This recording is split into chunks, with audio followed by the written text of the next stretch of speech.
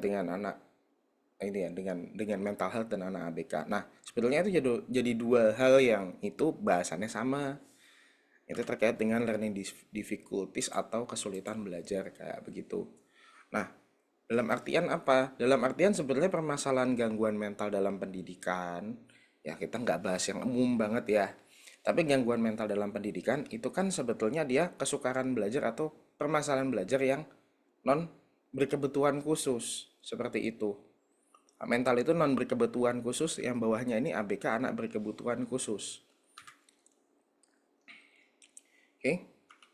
Nah, kenapa? Kalau yang anak berkebutuhan khusus ini sebetulnya gangguannya banyaknya biologis. Kalau kita ngomong biologis, artinya eh, mayoritas itu gangguan-gangguan yang dia tidak disembuhkan. Tidak bisa disembuhkan, tapi bagaimana dia itu diminimalisir dan disesuaikan dengan kemampuan si anaknya itu. Karena apa? Kalau dia sudah biologis, artinya anak itu akan seperti itu sampai dia nanti tua gitu loh. Jadi gangguannya itu bukan sesuatu yang bisa disembuhkan itu. Tapi kalau yang dia itu non eh, non ABK, ya kita bisa bilang ya gangguannya itu bukan yang membuat badannya itu memiliki permasalahan yang tidak akan bisa disembuhkan. Kalau dia non ABK, permasalahannya psikis, dia itu bisa disembuhkan gitu ya. Nah, base-nya dari materi ini apa? Bahwa orang itu masing-masing dia beragam ya, siswa itu beragam. Punya kebutuhan khususnya masing-masing. Begitu. Tapi di sini juga tidak semua yang namanya pendidik atau guru atau dosen atau siapapun yang ada dalam pendidikan ya memahami ini dan juga tidak diedukasi mengenai hal-hal yang seperti ini. Oke. Dan masalah lainnya adalah sebetulnya di sini ada tulisannya under radar ya. Kalau kita bilang, oh anak ABK, oh mungkin kita punya bayangan-bayangan yang jelek-jelek gitu ya. Bahwa anak berkebutuhan khusus itu ya kayak anak-anak yang, mohon maaf, kita bilang, eh punya kekurangan fisik, punya kekurangan apa dan macam-macamnya begitu yang kita sudah anggap, oh yaudah nih orang yang kayak gitu itu bukan saya. Atau saya orangnya fisiknya sehat kok, nggak kenapa-napa. Tunggu dulu. Masalahnya adalah sebenarnya dalam keadaan ini ya, dalam kehidupan nyata, kita itu agak susah untuk mengetahui apakah orang itu beneran sehat apa enggak. Karena di dunia nyata, orang yang ABK, anak berkebutuhan khusus, itu nggak ketahuan dia anak berkebutuhan khusus sampai usia gede. Itu udah banyak kasusnya. Kita nggak bisa semata-mata karena dia sekolah di SLB, dia anak berkebutuhan khusus,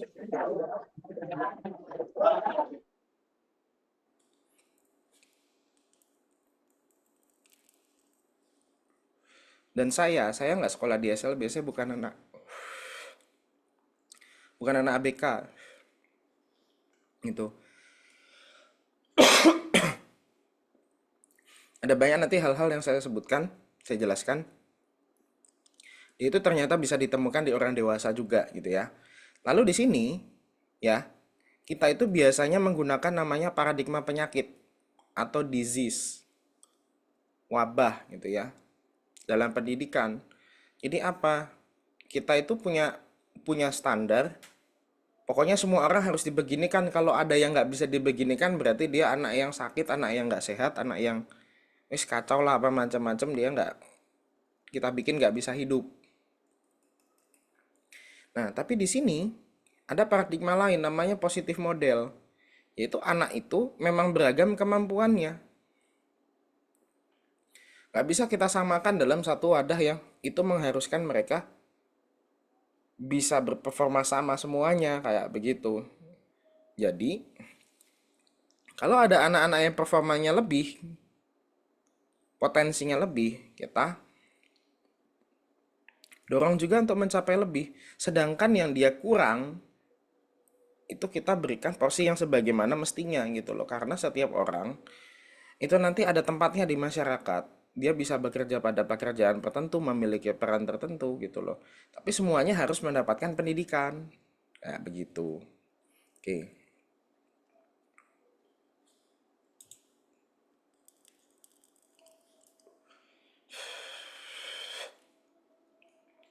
Ada nggak sih sebetulnya hal-hal yang ini saya bahas yang non ABK dulu ya.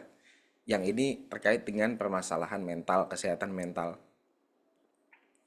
Ada nggak sih punya teman atau punya kerabat gitu ya, atau kenalan yang ya sangat nggak semangat untuk ngapa-ngapain, mau nggak semangat sekolah, nggak semangat mengerjakan tugas, nggak semangat untuk mencapai apapun gitu ya. Ada yang dia bilang dia kena mental, lalu nilainya jelek. Ada yang dia terlalu banyak galau, ada yang terlalu banyak cemas, terlalu banyak sedih gitu. Atau misalnya dia terlalu pinter, atau yang dia pinter tapi kemampuan sosialnya kurang atau apa. Nah, ini sebenarnya hal-hal yang terkait dengan mental yang tadi itu. Oke, ini saya bahas dulu judulnya PPT ini learning difficulties atau apa. Jadi, perbedaan individu sama kelas. Oke. Masalahnya dalam pendidikan kita ada dalam sebuah kelas.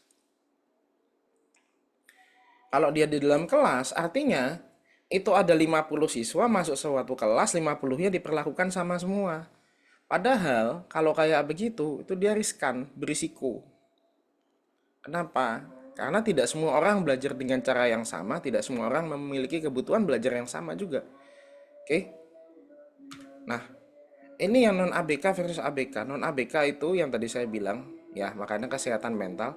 Dia banyak sifatnya psikologis dan dia itu sementara dan dia berubah-ubah. Itu karena psikis manusia itu bisa berubah-ubah ya kondisinya. Lalu dia non diagnosis kecuali serius gitu. Dan dia umumnya non medikasi. Umumnya kecuali beberapa permasalahan psikis yang cukup serius dan cukup parah gitu ya, akhirnya kan ke psikiater diberikan obat kayak begitu. Nah, kalau ABK itu anak berkebutuhan khusus, itu sifatnya biologis umumnya. Kalau ada psikologisnya, itu karena psikologisnya nyantel sama yang biologis. Dan ini permasalahannya relatif menetap, dia konsisten, dia itu memiliki diagnosis-diagnosis medis yang jauh lebih banyak dan lebih lebih kaku ya begitu ya. Lalu dia membutuhkan medikasi seumur hidup. Begitu. Jadi kalau anak-anak berkebutuhan khusus yang dia masuk sekolah luar biasa itu banyak di antara mereka butuh obat untuk penanganan mereka seumur hidup seperti itu. Oke. Nah, saya bahas yang non ABK dulu yang itu terkait dengan kesehatan mental.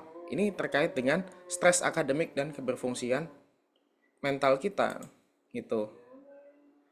Apa yang jadi masalah ketika kita itu mentalnya bermasalah? Kenapa sih dalam pendidikan tiba-tiba ngurusin hal kayak begini, tiba-tiba ngurusin kesehatan mental? Ngapain? Karena apa? Kita sadar bahwa manusia itu kalau mentalnya kenapa-napa, performanya pasti kenapa-napa. Itu yang pasti terjadi. Kalau kesehatan mental kamu kenapa-napa, performamu akan kenapa-napa. Kesehatan mental kamu bermasalah, performamu turun dari yang seharusnya. Inilah alasan kenapa pendidikan itu kok ada bahas-bahas kayak begini, kok tiba-tiba peduli dengan hal-hal seperti ini. Di sini ada stres yang baik, ada stres yang buruk. Seperti itu. Kok ada stres yang baik, ada stres yang buruk? Seperti itu ya. Kok bisa? Nah, ini di sini ada dua istilah sebetulnya yang dikenal dalam psikologi. Ada eustress, ada distress.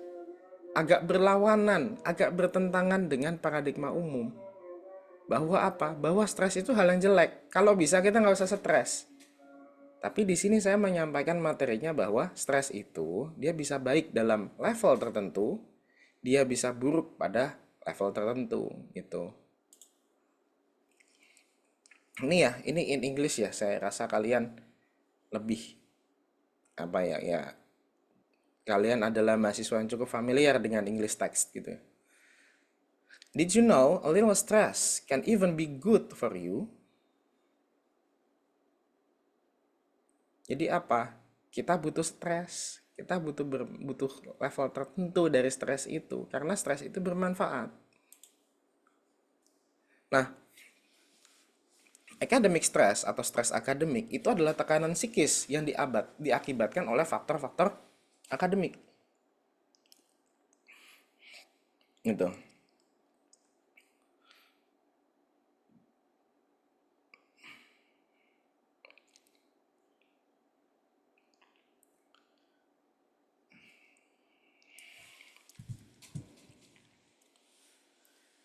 Dan stres itu memiliki dua dampak, yaitu ada distress, stres yang buruk, dan eustress, stres yang baik. Ini kalau kita ngomong stres itu kan artinya apa ya? Kalau stres kan in English ya, itu kan aslinya artinya adalah tekanan gitu. Stress, stressed words, kata-kata yang ditekankan gitu toh. Nah, stres pada umumnya itu artinya adalah tekanan. Kita mendapatkan tekanan tertentu secara psikis. Seperti itu.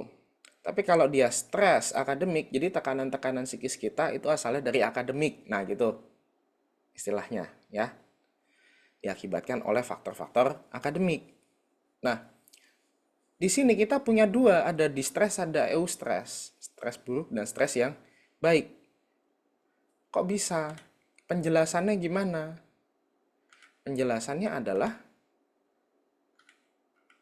seperti ini.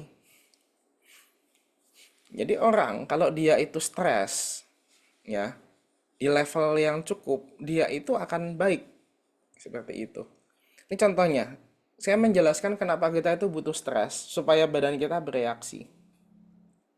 Kalau besok ujian, dan kalian harus belajar, wah nih saya harus belajar atau tidak mati saya nih. Maka performa kalian untuk belajar itu akan meningkat.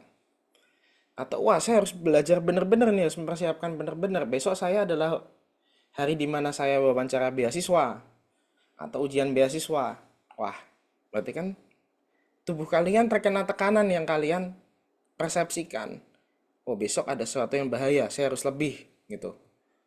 Akibatnya apa yang terjadi? Akibatnya ketika kalian mendapatkan tekanan di level yang pas gitu ya. Itu kalian yang aslinya ada di sini ya, di mana nggak ada stres. Yang terjadi apa? Kalian bosen, kalian nggak punya motivasi, kalian ya tenang di state dimana kalian itu kalau terlalu tenang itu kan untuk istirahat ya. Nah ini fungsi-fungsi tubuh kalian itu pada naik. Jadi pergerakan apa ya namanya ya, tensinya itu naik, kalian itu pergerakan eh,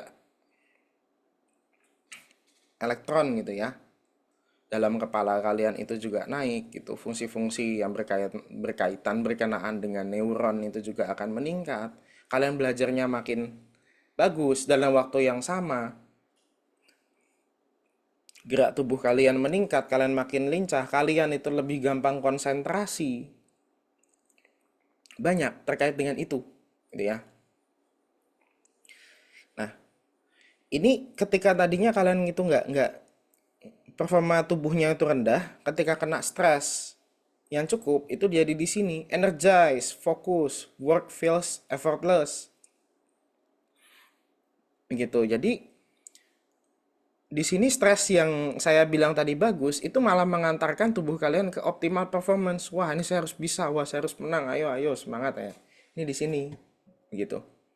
Tapi apa yang terjadi kalau stresnya berlebihan? Kita sudah tahu kalau stresnya kekurangan dia masuknya ke zona yang ini. Tapi kalau berlebihan gimana nih? Waduh, yang terjadi apa? Letih, fatigue, letih dia. Exhaustion ini apa bahasa Indonesianya? Ini bukan bukan ini ya, bukan lubang ventilasi ya exhaustionnya ya. Tapi artinya terlalu lelah gitu ya. Terlalu lelah, letih gitu sampai udah nggak nggak bisa di-push lagi. Ill health itu sakit. Breakdown dan burnout itu, breakdown dan burnout dia diasosiasikan dengan, aduh udah capek sapolnya gitu, udah nggak bisa ngapa-ngapain lagi, udah capek buat mau ngapa-ngapain nggak mau gitu gitu. Jadi stres itu dalam kadar tertentu kita bagus itu ya, kita butuh. Tapi kalau terlalu tinggi, wah ini kan mahasiswa butuh stres, ini mereka butuh didorong apa? Kelebihan nanti mereka nggak bisa ngapa-ngapain. Itu. Jadi bahaya, malah jadi jelek. Oke? Jadi semua itu punya kadar yang baik, punya kadar yang jelek. Gitu. Ini contoh ilustrasinya. Kalau dia di stres, stresnya terlalu parah, terjadi apa? Kecemasan, sorrow. Sorrow itu artinya adalah kesedihan gitu ya. Kesedihan bisa kita identifikasikan mirip dengan, bukan mirip ya, itu adalah gejala dari depresi. Gitu. Kalau kecemasan itu kan kita identifikasikan sebagai ya rasa takut, khawatir yang ekstrim gitu ya. Kalau depresi kita identifikasikan sebagai rasa sedih yang ekstrim. Begitu. Or pain. Pain itu jadi mulai ada gejala-gejala sakit di tubuh. Itu kalau kalian terlalu stres, badan kalian juga sakit. Nanti tiba-tiba kalian mengeluh, aduh saya sakit ini, saya sakit itu, gitu. Seperti itu. Oke. Nah, stres. Kalau stres ini tengah dia feeling anxiety or pressure. Yang dia ya di kamu ketika mendapatkan tekanan itu tiba-tiba ada reaksi, aduh aku tiba-tiba cemas, aduh tiba-tiba aku gimana ya, ada kebingungan gitu. Itu. Tapi ketika sudah beradaptasi yang terjadi itu, dan ini ya stresnya di level yang optimal ya. Oh, nah nggak apa-apa, saya pasti bisa, oh saya pasti oke, saya pasti kuat ini lah. Itu kita masuk di eustress yang kanan, di positif stress. Kita tertekan, tapi ketika kita tertekan itu kita malah performanya naik gitu. Dibandingkan ketika kita terlalu santai. Gitu, oke?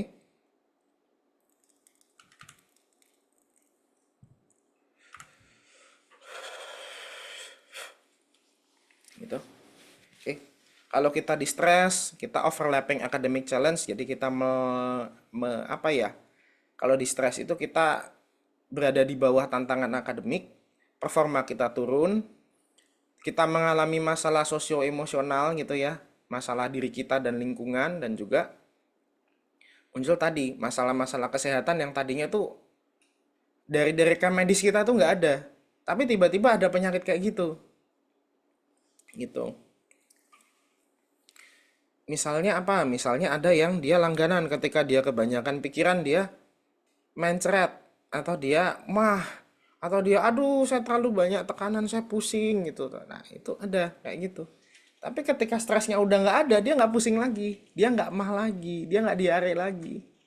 Itu namanya psikosomatik. Permasalahan fisik ya, yang asalnya itu adalah permasalahan mental gitu. Jadi psycho itu kan mental, soma itu tubuh artinya. Jadi permasalahan psikis yang menggejala jadi permasalahan tubuh. Itu namanya psychosomatic.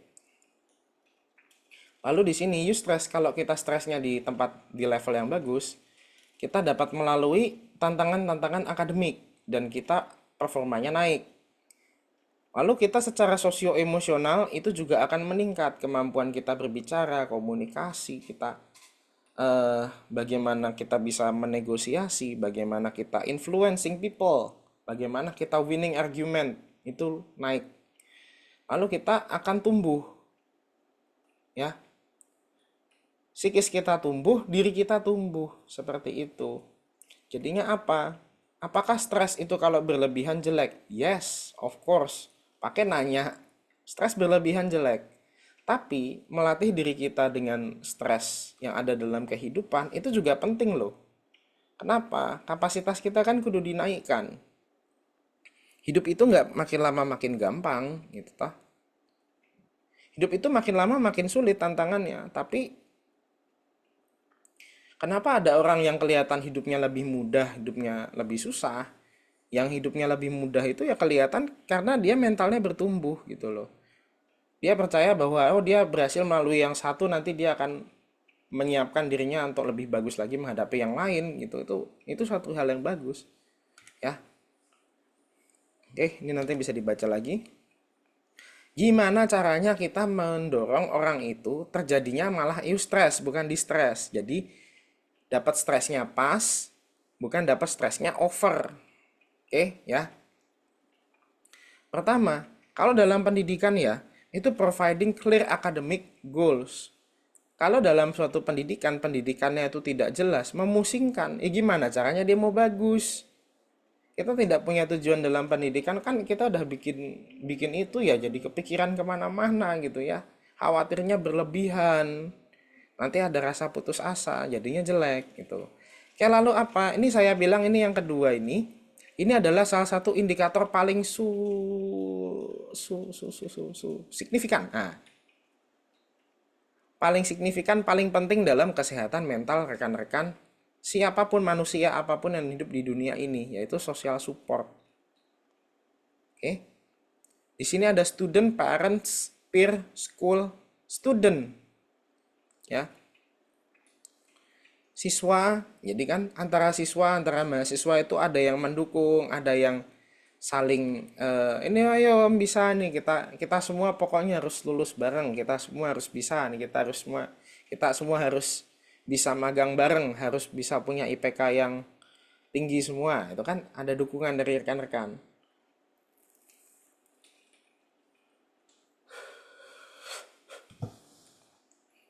Seperti itu. Aduh, kita nggak ngerti semua nih. Yuk, yuk, yuk, keluar yuk, kita belajar. Atau yuk kita siapin untuk wawancara. Ayo kita siapin untuk ujian akhir. Kita siapin untuk wawancara kerja. Itu kan dukungan yang bagus gitu. Oke. Nah, lalu parents. Dukungan sosial dari orang tua tuh ya, ya penting loh. Jangan salah. Gitu ya. Dukungan dari orang tua itu penting, itu juga juga masuk ke senternya kita. Kan orang-orang terdekat kita ya.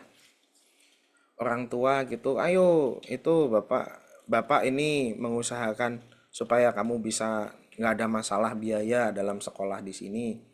Itu sebagai gantinya kamu berjuang yang terbaik. Pokoknya kita saling mendoakan gitu toh. Atau misalnya ibunya, ayo nak ini maju kamu bisa. Pokoknya pas kamu lagi berjuang di sana gitu toh. Ibu di sini mendoakan, atau ibu sedang ibadah, ibu sholat sunnah gitu kan untuk mendukung usaha kamu di sana gitu. Itu kan ada yang seperti itu. Nah, ini dukungan-dukungan dari orang tua yang sifatnya penyemangat berupa kata-kata yang memotivasi itu sangat dibutuhkan gitu. Mungkin kita menilainya kayak, "Ah, ini mah cuma ngomong doang ya." Emang ngomong doang efek ya? Iya ngefek lah. Kalau dihitung berapa banyak sih masalah-masalah antara anak dan orang tua itu yang diakibatkan perkara ngomong doang, itu banyak loh. Komunikasi anak dan orang tua nggak lancar itu kan bisa bikin si anak itu kenapa-napa dan orang tuanya kenapa-napa gitu. Banyak kok ini. Saya maksudnya dalam dalam dunia nyata ya, dalam dalam setting pekerjaan saya personal gitu ya, sebagai psikolog, banyak terjadi di mana orang tua itu sendiri dia tidak bertumbuh menjadi seorang orang tua yang punya kemampuan untuk ngomong yang baik kepada anaknya, untuk memotivasi anaknya, untuk eh, mendorong anaknya itu punya mimpi, punya harapan. Itu banyak loh yang kenapa-napa gitu toh.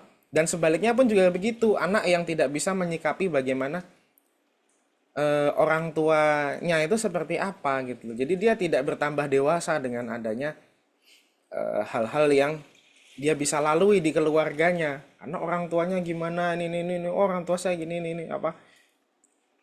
Akibatnya apa? Dia tidak mendorong dirinya untuk berkembang, tapi ya pokoknya apa-apa salahin orang tuanya aja, kan orang tua saya gitu. Lah kalau mereka berdua udah mati gitu toh. Kamu mau nyalain siapa lagi? Waktumu udah hilang banyak gitu. Oke?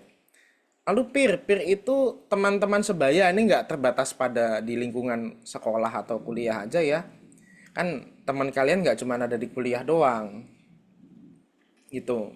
Dan yang terakhir ini school. Artinya apa? Kalau sekolah ini, yuk kita semua mentalnya harus sehat. Jangan lepas tangan. Jangan lepas tangan. Ibarat kesehatan mental itu hal yang sifatnya sosial, ya sosialnya kudu tanggung jawab juga. Sekolahnya kudu tanggung jawab juga. Kalau dia nggak bisa bikin lingkungan di mana mental anak-anak peserta didiknya atau mahasiswanya sehat, ya jangan dilempar balik lah ke mahasiswa atau siswanya lah. Dia harus mengusahakan. Jangan hanya pendidikannya itu dianggap sebagai sebuah usaha finansial aja. Itu loh. Nah, lalu academic reward and motivation. Academic reward.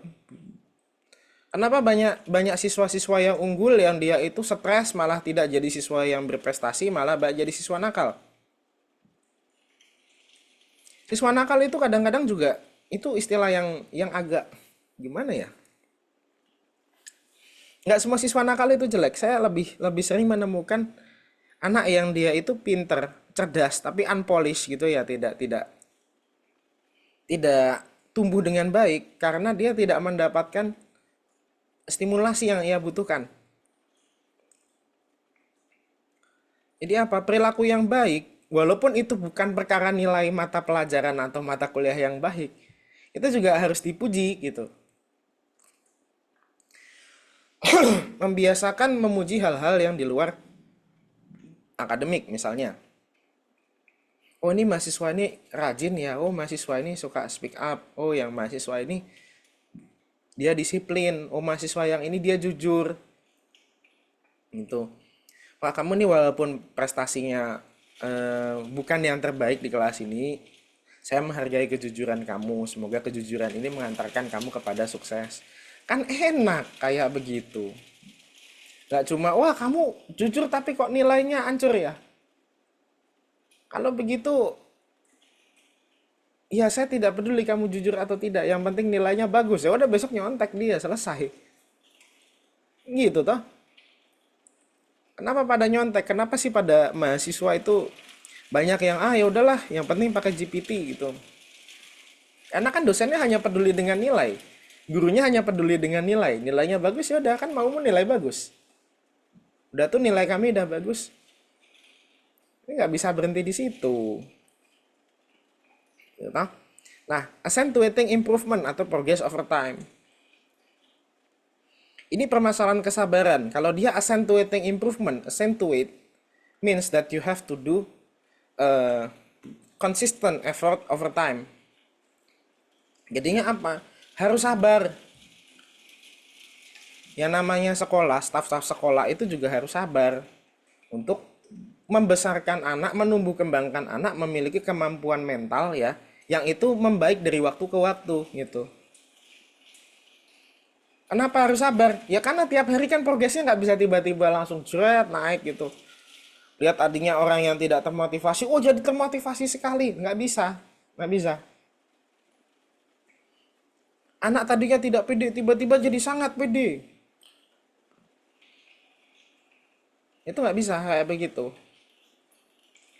Karena manusia dia didesain untuk perubahannya itu sedikit demi sedikit. Gitu. Jadi yang namanya profesi pendidik, profesi yang ada di pendidikan itu dia biasanya harus sabar. Pun itu terjadi kalau kalian jadi orang tua. Orang tua itu adalah profesi profesi non profit ya. Tapi ya mungkin ganjarannya nanti kalian bisa bisa asumsikan sendiri itu ganjaran akhirat atau apa gitu ya.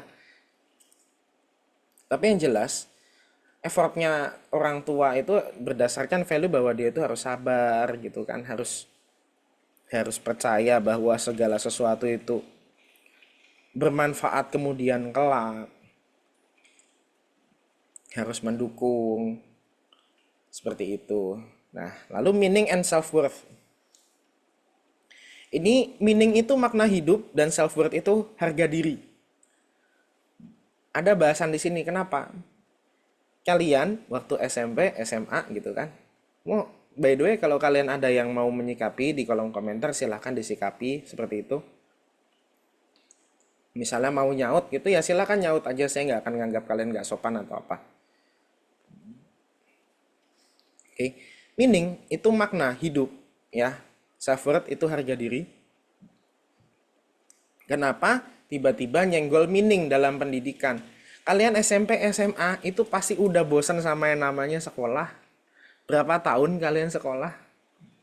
Berapa tahun kalian ngadepin ujian? Berapa tahun kalian ngadepin materi yang diulang-ulang, diputer-puter aja? Yang penting nanti kalau naik kelasnya materinya tambah susah. Kita ngapain sih seperti ini? Kita ngapain? Kita harus melakukan hal kayak begini. Emangnya kalau dengan seperti ini hidup kita sukses? Apakah dengan seperti ini lalu hidup kita lancar? Ya tapi kalau nggak saya jalani juga saya khawatir ya ini nanti hidup saya gimana gitu toh. Mulai kalian berpikir terkait dengan meaning, makna, makna hidup, makna aktivitas pendidikan yang kalian lakukan. Kalau kalian menaruh harapan, menaruh kepercayaan, menaruh makna bahwa ya sudah, ini bukan hal yang menyenangkan, tidak semuanya pun bermanfaat dalam sekolah saya, dalam pendidikan saya. Tapi daya juang yang saya pupuk untuk bisa menyelesaikan semua ini adalah yang bermanfaat untuk saya nanti di masa depan. Cara saya berkomunikasi, cara saya bekerja sama dengan orang yang enak maupun gak enak, cara saya eh, menghormati guru atau dosen saya, cara saya berguru kepada dosen-dosen atau guru-guru yang memang mereka itu tuntunan gitu ya, tuntunan hidup, cara saya untuk bisa adaptasi dengan guru atau dosen yang perilakunya itu ya masya Allah ya perilakunya memang bukan tuntunan banget itu ada seperti itu. Mungkin progres-progres itu tidak terlihat besar dan susah menemukan maknanya di saat itu. Tapi ya tadi progres itu kan dia accentuating improvement ya. Kita nggak bisa dalam satu hari gitu. Oh saya tahu manfaat dari semua yang saya lakukan. Semua tuh hari. Nanti baru akan kelihatan manfaatnya. Apa sih yang sudah kalian ambil dari pengalaman hidup kalian itu? Itu. Oke. Nanti suka ada yang membahas terkait dengan pendekatan kasuistik atau sistemik. Jadi apakah masalah mental itu terjadi sendirian doang, kasus istik itu, ataukah dia terjadi rame-rame gitu. Misalnya dalam permasalahan bullying. Bullying ini masalah yang cukup serius. Baik pas bullyingnya naik ataupun bullyingnya turun banget itu jadi masalah lain lagi. Contohnya apa? Dalam kasus bullying, ya, misalnya, oh di ini kelas berapa? Kelas 10 SMA ini, wah ada kasus bullying, wah nih kita harus harus memberikan penanganan yang ini, yang serius terhadap kasus bullying ini. Kenapa? Dalam bullying ini anak yang dia dibully itu dia memiliki dampak bertahun-tahun untuk tidak dapat berprestasi karena mentalnya itu senantiasa dalam level distress. Oke, fine about that. Oke. Lalu yang terjadi, anaknya yang dibully ini dia mendapatkan dukungan semaksimal mungkin, yang pembulinya itu dia mendapatkan hukuman. Oke. Should be kayak begitu. Nah, masalahnya yang terjadi setelah itu semua orang jadi hypersensitif terkait dengan itu, terkait dengan kasus bullying itu. Kayak apa-apa, wah ini jangan-jangan bullying, wah ini jangan-jangan bullying, dibuat aturannya, dibuat penanggulangannya itu. Jadinya orang serba sensitif dengan itu. Permasalahannya habis itu nanti orang akan takut untuk ngapa-ngapain, takut speak up, takut apa nanti dia nggak membuli dan bullyingnya itu menjadi suatu bahasa umum, semua orang itu bisa menggunakan. Wah nih, saya diberikan tugas terlalu banyak oleh dosen, wah saya dibully nih. Kan gitu ya dia. Tuh. Atau dosennya, wah ini kok mahasiswa ini mengkritik saya terus ini. Ini pasti membuli saya harus melaporkan ini ke atasan saya. Nah, gitu. Jadinya apa? Jadinya semua orang pun jadi penanganannya tidak tepat. Kenapa? Dia tidak melihat ya, tidak melihat kasus itu secara utuh, tidak melihat secara keseluruhan, tidak melakukan evaluasi mendalam. Ini kenapa ada hal yang seperti ini terjadi? Bully terjadinya kapan? Terjadinya ketika ada imbalance power antara pihak yang tertentu dengan pihak yang lain. Dia ngebully kenapa? Ya karena dia nilainya bagus. Dia disukai guru. Guru kalau mendengar hal yang jelek terkait dia, gurunya nggak akan percaya. Tapi kalau terkait yang siswa lain yang dianggap malas, dianggap apa macam-macam, pasti langsung percaya. Kenapa bullyingnya itu terjadi? Ada imunitas dari pihak-pihak tertentu. Dari gurunya kek atau dari orang tuanya seperti apa gitu toh. Asalnya situasi itu bisa berasal gitu ya, bisa bermula dari mana? Dari kebijakan yang imbalance.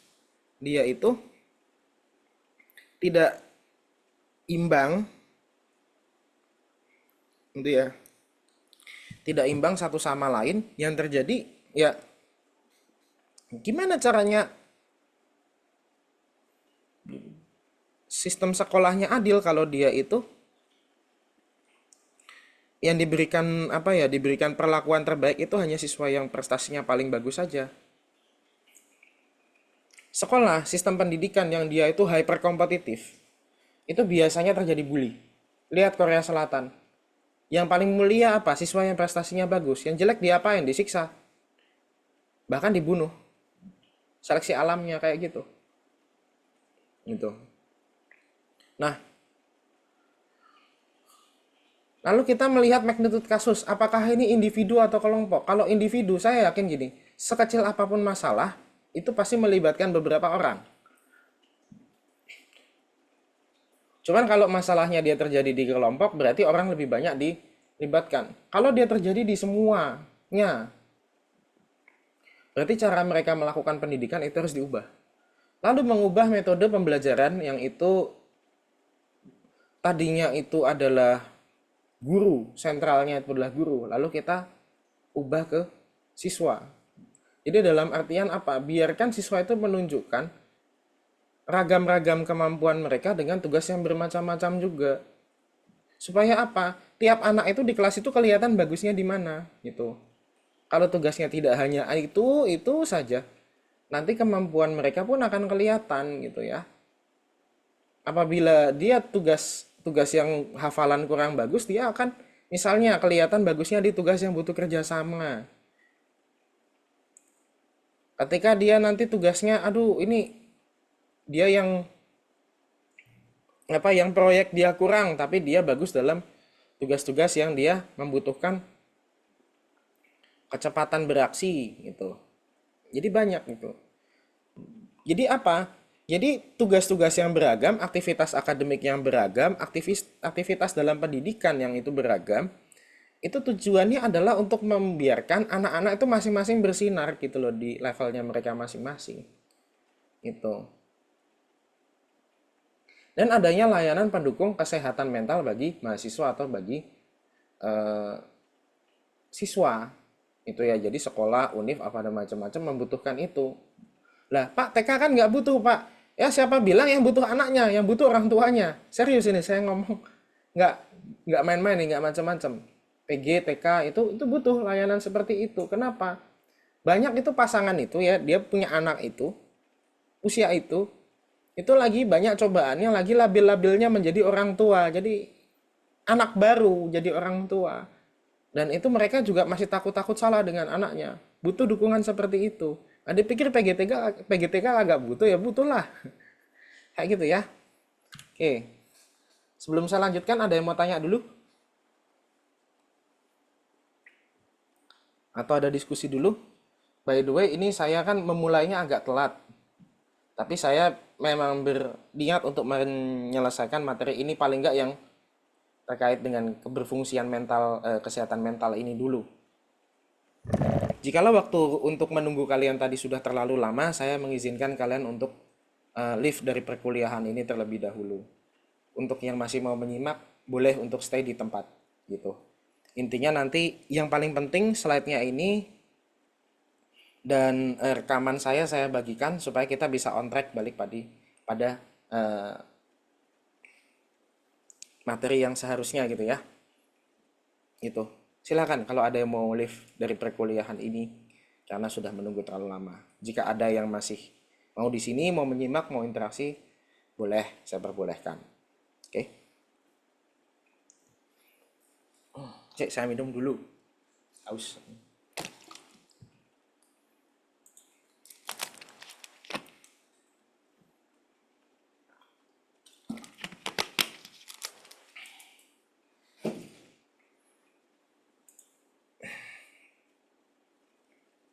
Ada yang mau berkomentar, menyikapi, silakan. Monggo. Atau mau tanya, ya boleh.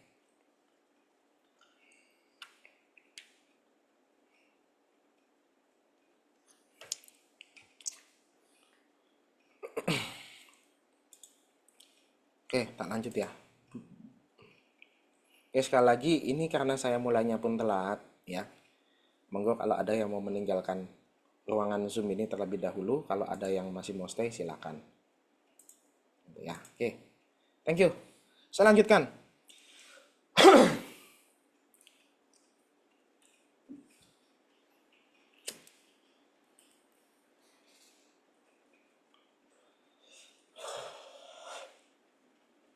Keberfungsian mental. Keberfungsian mental atau istilah bahasa Inggrisnya itu mental functioning. Di sini, saya mohon maaf ya, ini akan ada bahasan yang agak sensitif di sini.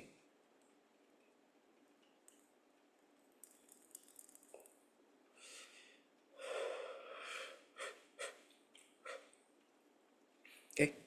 Nah, ini saya berikan ilustrasinya ini sebagai anak yang dia itu didampingi oleh orang tuanya dalam pembelajaran, didukung dalam pembelajaran, sepertinya dia juga dimotivasi dan dia juga senang, gitu ya. Yang sebelah kanannya ini terkait dengan prestasi. Oh, ada prestasi yang memuaskan, prestasi yang dia itu disimak oleh teman-temannya, gitu kan. Dia dilihat, oh anak ini berprestasi, anak ini mencapai apa yang dia impikan atau misalnya dia rencanakan dalam kehidupannya dia. Jadinya apa? Ketika seseorang itu ya secara mental dia mendapatkan apa yang ia butuhkan semuanya, prestasinya pun juga akan baik. Itu. Keberfungsian mental, ada 6 hal yang kita lihat sebetulnya. Ya. Ini cara saya men-screening apakah seseorang itu dia secara mental itu sehat atau tidak. Ini namanya PERMAVE. PERMAV. 6 hal ini bisa kamu lihat ya dari orang-orang yang itu mungkin jadi peserta didik kamu, jadi pasangan kamu, jadi anak kamu nanti kayak gimana, dan diri kamu sendiri kayak gimana. Oke,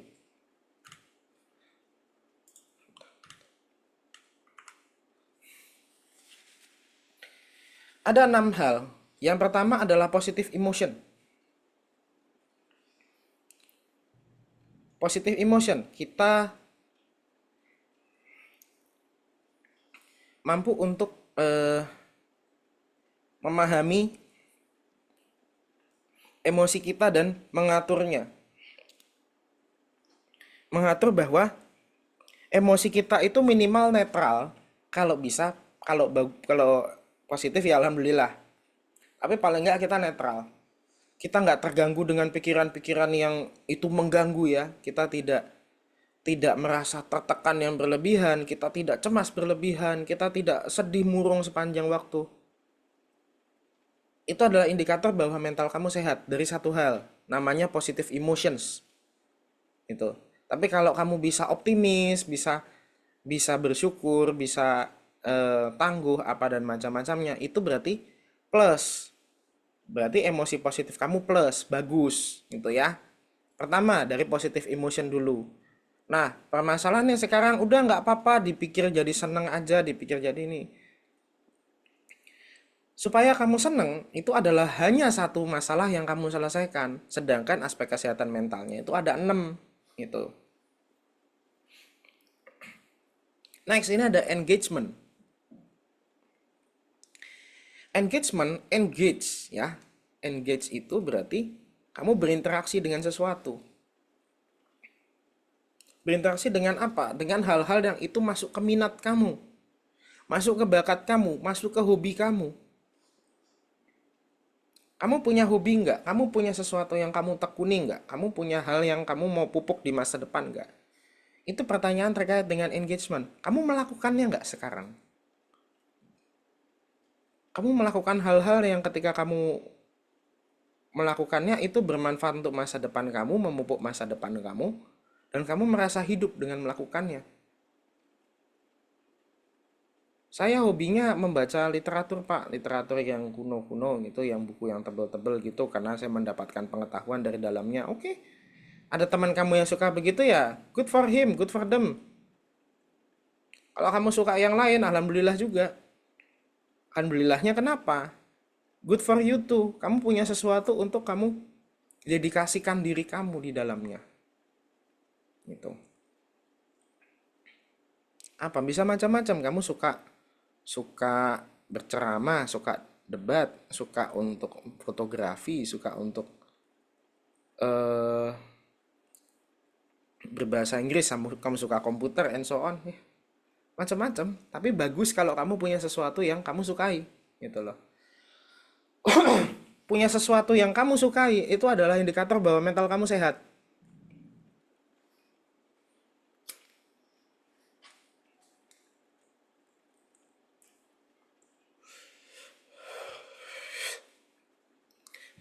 Jadi ngambis di bidang-bidang di mana itu mendefinisikan diri kamu, itu indikator bahwa kamu sehat, gitu ya. Oke, next, relationship. Relationship ini terkait dengan community, connection, caring, compassion, love. Relationship doesn't always mean kamu punya pasangan ya, tapi kamu punya keterikatan emosional antara diri kamu dengan orang lain yang kamu anggap penting dan mereka dekat. Seperti itu. Keterikatan emosional gimana? Kalau kalau saya susah, dia pun ikut sedih. Kalau saya lagi seneng, dia ikut seneng. Dan itu pun terjadi, dia juga kayak begitu, dia lagi susah, wah saya juga ikut sedih nih kayak begini itu.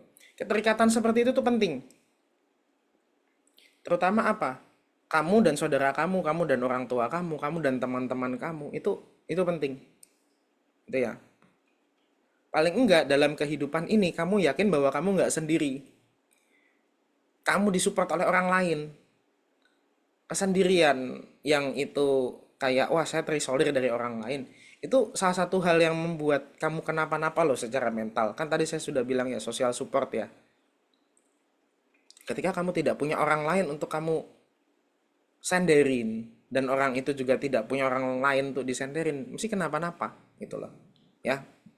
Jadi kalau kalian di sini sudah mendapatkan beberapa orang yang kalian rasa oh ini sahabat saya, ini teman dekat saya, ini bro saya, atau ini eh apa ya, ini kita kita inilah, ini sister-sister saya gitu kan.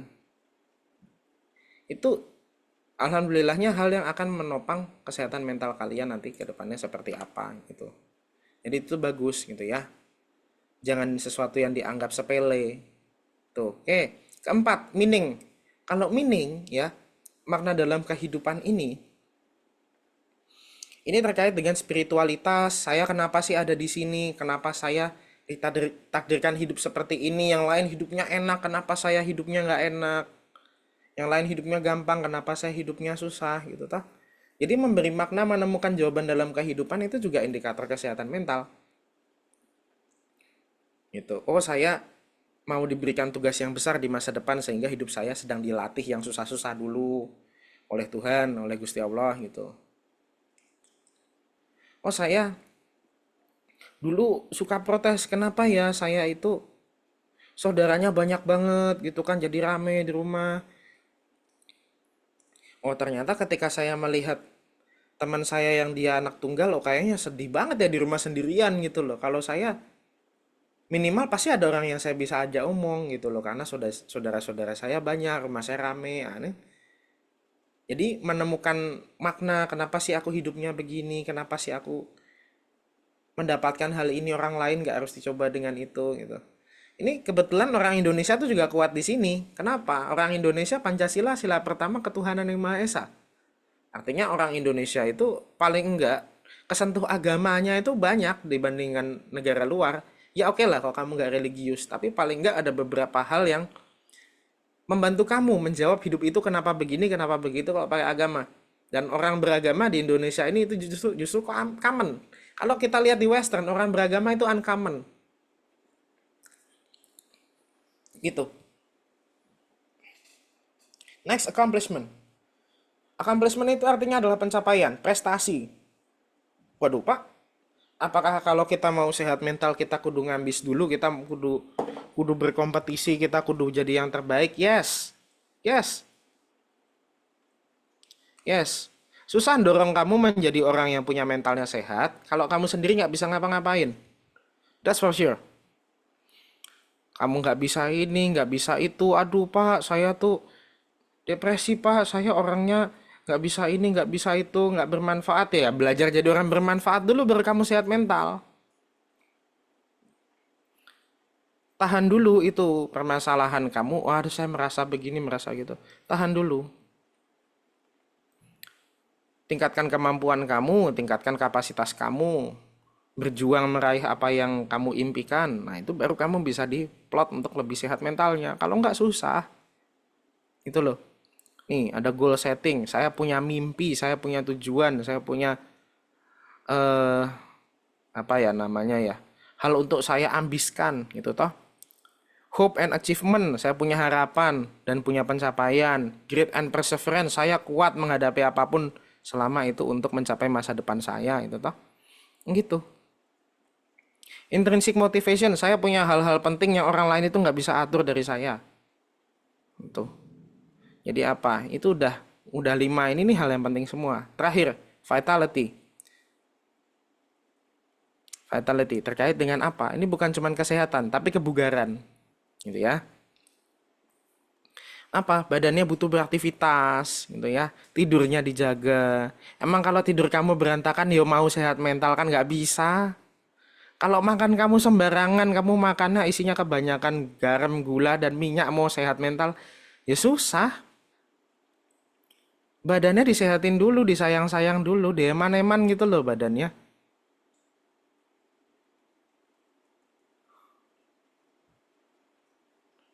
Itu ya, mendapatkan nutrisi yang dibutuhkan. Jangan lupa makannya dipertimbangkan gizinya gitu. Oke, dilatih tubuhnya supaya dapat menerima eh, stres, supaya bisa menerima rasa lelah, bisa apa dan macam-macamnya gitu. Itu ya. Ya, ini adalah 6 indikator bahwa seseorang itu bisa berfungsi mental secara optimal. Pertama, emosi yang positif, dua, engagement, ya, berinteraksi atau dia melakukan aktivitas-aktivitas yang sesuai dengan minat, hobi gitu toh. Menemui hal-hal yang dia sukai. Tiga, memiliki relationship, keterikatan emosional batin terutama dengan orang-orang lain di sekitarnya. Dia punya punya rumah untuk dia pulang gitu ya, baik itu rumah keluarga maupun masyarakat. Oke, lalu meaning, makna hidup. Kalau orang hidupnya tidak bermakna nanti susah juga mau sehat mental. Accomplishment, pencapaian. Pencapaian itu akan mendukung kesehatan mental kamu, dan vitality, kesehatan, kebugaran tubuh kamu itu mempengaruhi kesehatan mental kamu. Gitu. Nah, kalau kita ngomong kesehatan mental menjadi prasyarat keberfungsian individu. Kalau dari 6 tadi kalian ada yang kurang, coba deh sekarang mulai dipikirkan gimana mau memperbaikinya ya. Oke, lalu keberfungsian tidak hanya perkara nilai, namun hal-hal positif individu lainnya tadi yang sudah saya sampaikan. Bisa jadi yang namanya mahasiswa itu dia nggak unggul dari nilainya kok, dia bukan nilai yang paling bagus. Beberapa mahasiswa yang dekat dengan saya dan saya cukup cukup merasa nyaman dengan mereka ya, itu bukan yang nilainya paling bagus gitu. Tapi ada hal-hal positif yang itu jadi asetnya dia. Misalnya, oh dia gigih, oh dia detail orangnya, walaupun dia yang kalau nilai bukan yang paling bagus gitu ya, tapi dia pasti saya bisa serahin tugas-tugas tertentu di mana dia pasti jago gitu kan.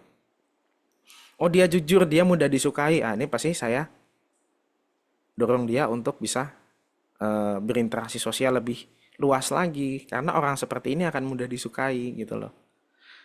Jadi hal positif itu nggak cuma nilai. Kalau saya cuma lihat mahasiswa dari nilai aja kan nggak adil juga gitu ya. Pun ini nanti akan berlaku ke kalian. Kalau kalian ada yang menjadi pendidik, ada yang jadi orang tua, adillah kepada semuanya gitu. Ya, lalu ketiga, ini kurang disorot. Kenapa? Ya, kalau budaya pendidikan kita kapitalistik gitu ya, pengennya ini siswa dimasukkan dengan biaya segini, keluarnya harus kayak begini. Kayak mesin pabrik gitu, cuman ya gitu dari masuk nilai matematikanya berapa, keluar nilai matematikanya berapa, nah itu kan supaya sukses.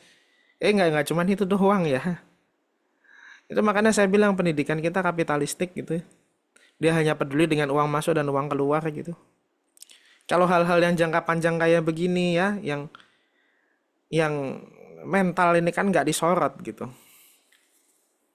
Lalu membedakan pendidikan untuk sekadar ya capai target nasional, capai target sekolah. Kalau sekolah mencapai target lalu apa? Wow, nanti akreditasi naik, biayanya naik. Kan nggak bisa gitu ya. Itu artinya pendidikan apa? Pendidikan buat mesin pabrik, kayak kalau saya bilang. Tapi kalau pendidikan yang serius, ini orang nih pokoknya keluar dari sekolah ini dia bisa hidup di masyarakat, dia bisa hidup sukses untuk dirinya sendiri dan orang-orang di sekitarnya. Itu baru pendidikan buat manusia. Kalau kita pendidikannya pendidikan pabrik terus ya mau ngomong kesehatan mental sampai berbusa nggak ada gunanya. Gitu. Oke? Baik, untuk perkara kesehatan mental ini materinya saya cukupkan dulu. Adakah yang mau tanya atau ada yang mau komen?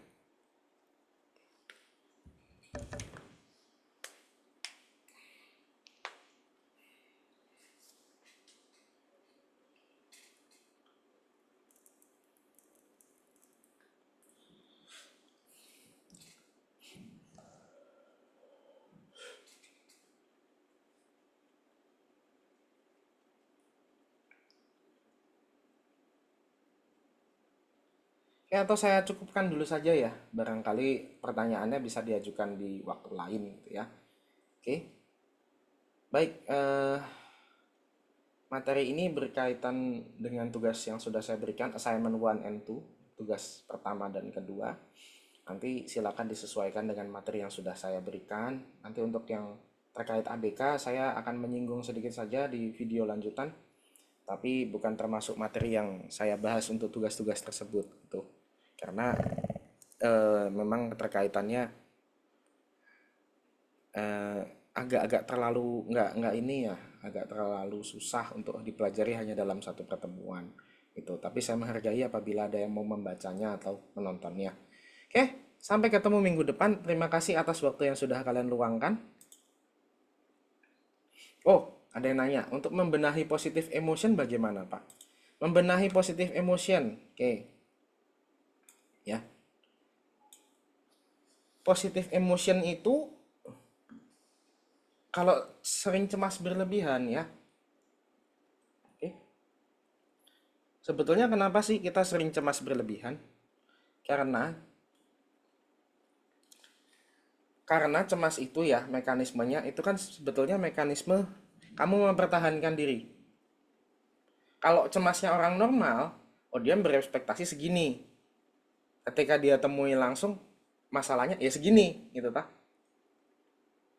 Kalau orang yang dia kecemasan berlebihan, yang dia over, dia persepsi masalahnya segini. Padahal masalah aslinya segini. Gitu loh. Jadi ada gap. Gap ini kenapa sih dia bisa terjadi?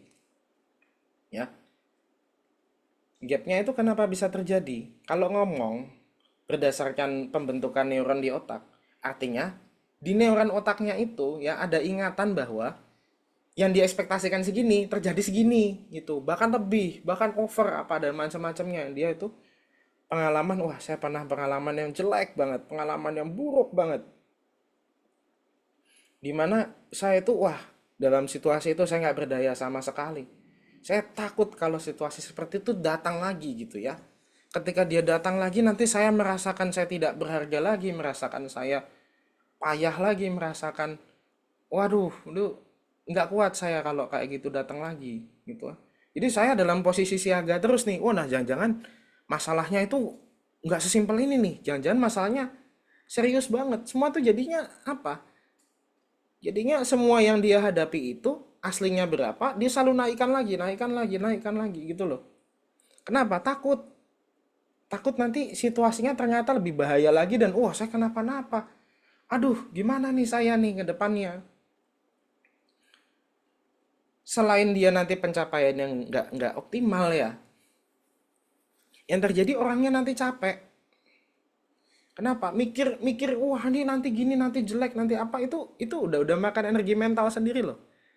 Orang yang overthinking karena dia cemas maupun depresi itu capek loh. Orang yang kayak gitu capek beneran, serius.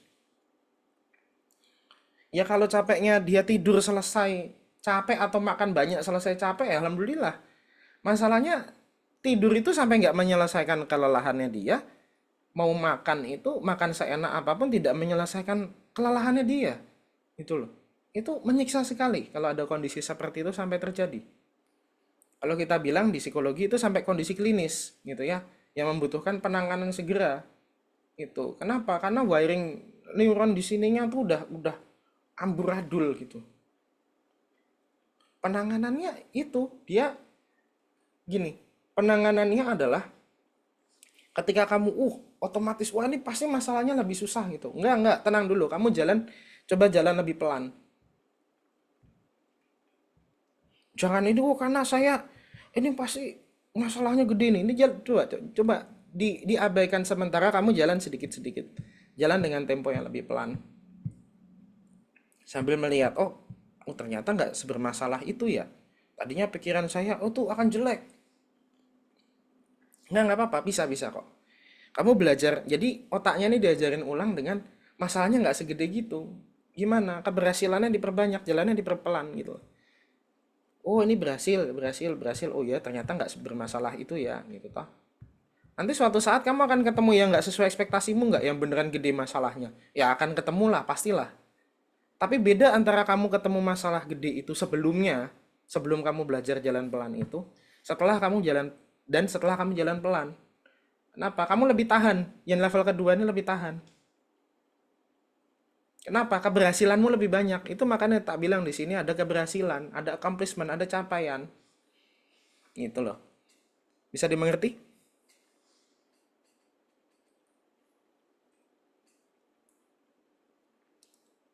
Apakah membantu?